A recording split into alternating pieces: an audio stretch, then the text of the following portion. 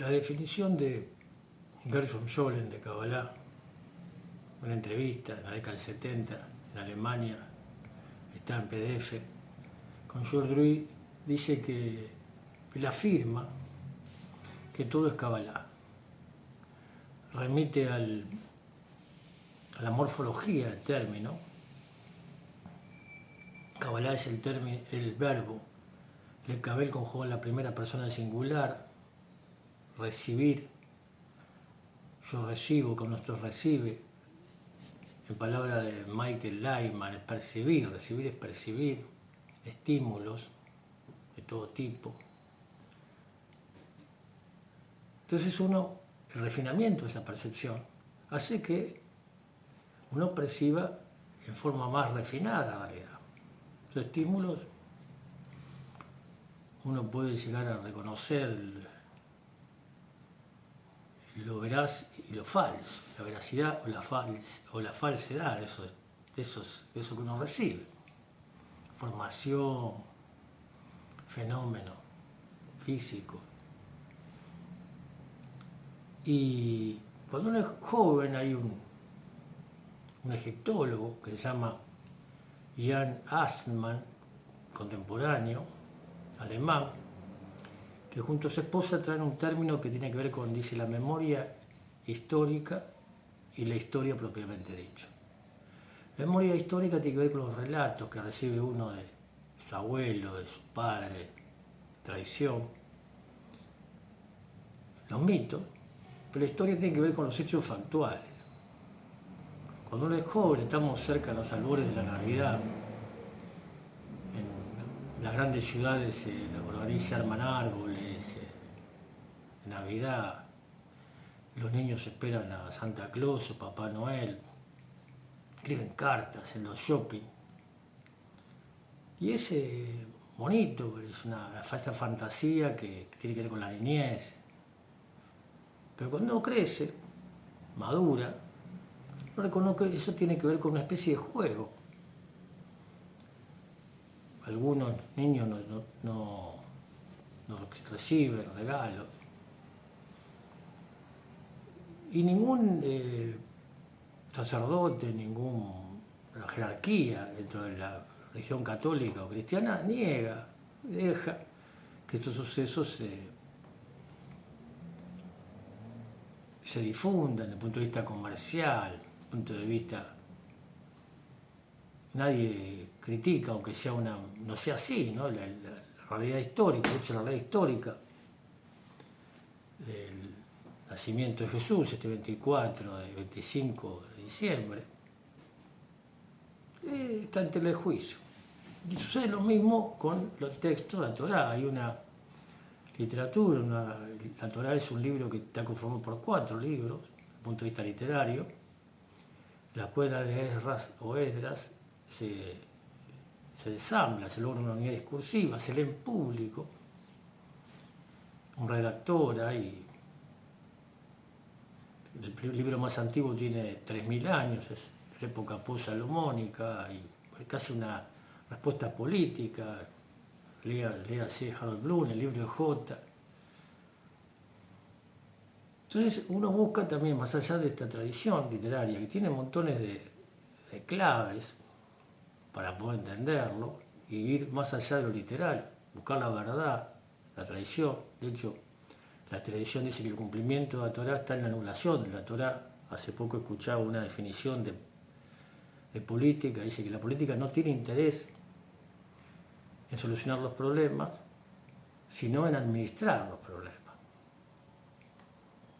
Esta frase es profunda, dice, porque si la política solucionaría los problemas, ¿para qué los políticos? Lo mismo sucede con este interés. Hay una corriente dentro del judaísmo, Jabal, que dice Torah Shlemut Lekolim, cabezada por Rabbi Sakin, porque aquí dice Torah completa para todos. ¿Para qué? Para que poder entender la profundidad. La Torah desnuda el texto, porque si uno entiende el mensaje del texto, esto que se lee en público como una constitución, como un código ético, ¿no? Conducirse el mundo, la humanidad tiene este libro que es universal. Un pueblo tiene la responsabilidad de abrirlo al mundo. ¿Para qué la Torá? ¿Para qué el libro? Si vivimos ya, lo conducimos en forma amable y convivimos con los otros. Pero muchas veces la gente, el ser humano, no acepta la verdad, hace preguntas y quiere respuestas a su medida. Esto que decía Protágoras como sofista, dice, el ser humano es la medida de todas las cosas, pero yo no soy, es muy subjetivo. Es decir, que cada uno tiene la medida de todas las cosas. Llega a un grado de subjetividad que no puede haber convivencia. Entonces, en esta sección, la sección de Miketz, donde José es llamado por ese don, esa capacidad de interpretar los sueños, dice los sueños, las interpretaciones de Elohim, dice, él es una especie, reconoce que no es él, que es una especie de inspiración, ese análisis del sueño, es encumbrado como virrey de Egipto. Y en el capítulo 41, versículo 42, para ser preciso, dice, entonces Paró, quitó de su mano su anillo de sellar y lo puso en la mano de Yosef. Lo vistió con ropas de lino fino y le puso una cadena de oro alrededor del cuello. Y lo hizo subir en su segunda carroza y proclamaba ante él el virrey. Así lo puso a cargo de toda la tierra de Egipto. Pero le dijo a Yosef, yo soy Paró, sin tú ningún hombre se levantará su mano a su pie en toda la tierra de Egipto. Entonces, esto que dice que sucede, el libro tiene, este texto tiene 2500 años, está escrito en la escuela de Esdras. Hay un descubrimiento arqueológico en 1905. Arthur Weigel escribe sobre un libro que se llama La vida y los tiempos de Akenatón, faraón de Egipto. Una tumba que se refiere a un tal Yuya. Y Yuya dice en esa tumba, dice que es dueño del caballo, diputado de su majestad en la carrocería, favorito del faraón, portador del anillo del Bajo Egipto y portador del anillo del Alto Egipto.